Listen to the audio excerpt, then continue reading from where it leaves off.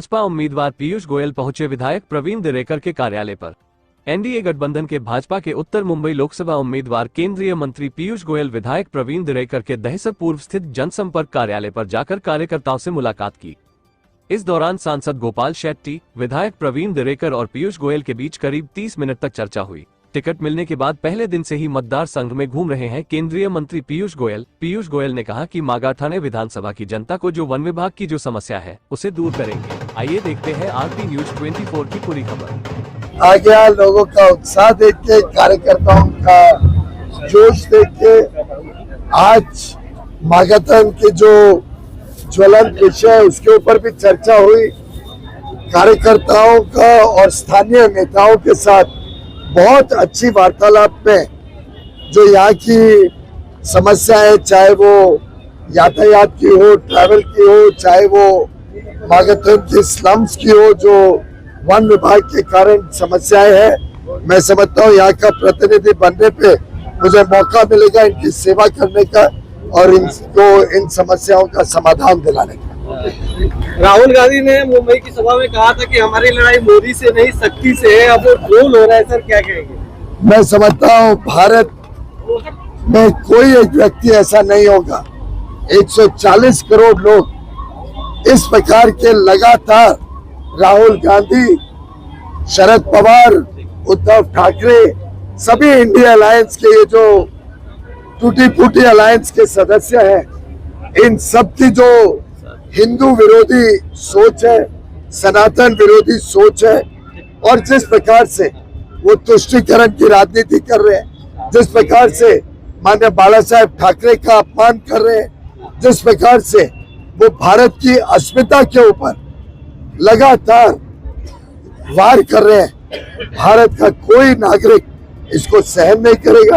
हमारी नारी शक्ति का जो अपमान राहुल गांधी जी ने किया उसकी मैं घोर निंदा करता हूं और मेरा पूरा विश्वास है भारत की हर महिला को जो ठेस राहुल गांधी जी ने पहुंचाई है, जिस प्रकार से हमारी नारी शक्ति का अपमान किया है राहुल गांधी जी ने, तो आने वाले दिनों में राहुल जी को माफ नहीं करेंगे और एक करारा जवाब भारत की नारी शक्ती राहुल जी की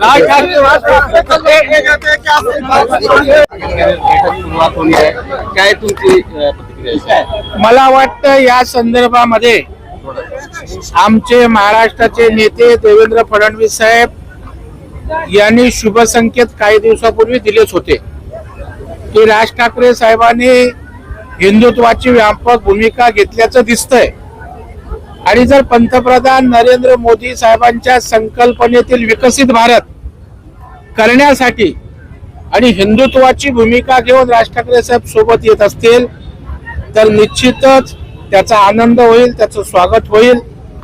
कारण शेवटी या देशातील सगळ्या पक्षांचे नेते, चांगले पक्ष, जातीपातीच्या पलीकडे, पक्षाच्या पलीकडे जाऊन पंतप्रधान नरेंद्र मोदी साहेब व्हावेत यासाठी सगळ्यांची भूमिका आहे आणि तीच भूमिका जर राज ठाकरे साहेब घेत असतील तर निश्चितच त्यांचं स्वागत होईल। आता मला काय भेट आहे, कधी आहे भेट, मला कल्पना नाही, परंतु स्वागत करू आणि त्यामुळे निश्चितच महायुतीला पण ताकद मिळणार आहे। संजय राऊतांनी सांगितले आमच्या मतामध्ये फूट पाडण्याचा दिल्लीत प्रयत्न सुरू आहे। नाही, मला वाटतं संजय राऊतांनी केवळ पोपटपंचीच करत राहावं, बोलण्यापलीकडे संजय राऊतांकडे काही नाहीये। मुंबईच्या महाराष्ट्रातल्या कुठल्या इश्यूवर बोलत नाही, तोडफोड, द्वेष, टीका या पलीकडे संजय राऊत आणि उद्धव ठाकरे जात नाहीत। त्याच्यामुळे त्यांच्या या पोपटपंचीला आम्ही भीक घालत नाही। आठवले म्हणाले आहे की अजितदादाचा विस्तार झाला, मग आमचे काही विकास झाला आहे, नाही, ते महायुतीचे आमचे घटक पक्ष आहेत, जे जे काय म्हणणं असेल ते आमच्या महायुतीत एकत्रितपणे प्रत्येकाचं शंका निरसन होईल, चांगला समन्वय आमचा राहील। राहुल गांधींनी सक्तीचं बोललेलं काय म्हणत?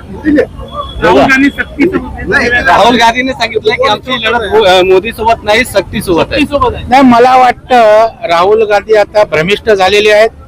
आपण बघाल शिवाजी पार्कच्या सभेला पण प्रतिसाद मिळाला नाही, 12 गावचे 12 नेते येऊन सुद्धा गर्दी नव्हती, 2-2, 3-3 मिनिटासारखं लाईन टच भाषण केली आणि त्याच्यामुळे वैफल्यग्रस्त राहुल गांधी झाले आणि त्यामुळे ते जसं मराठीत म्हणता भयाकतो तसा बहकल्यासारखे राहुल गांधी बोलून गेले.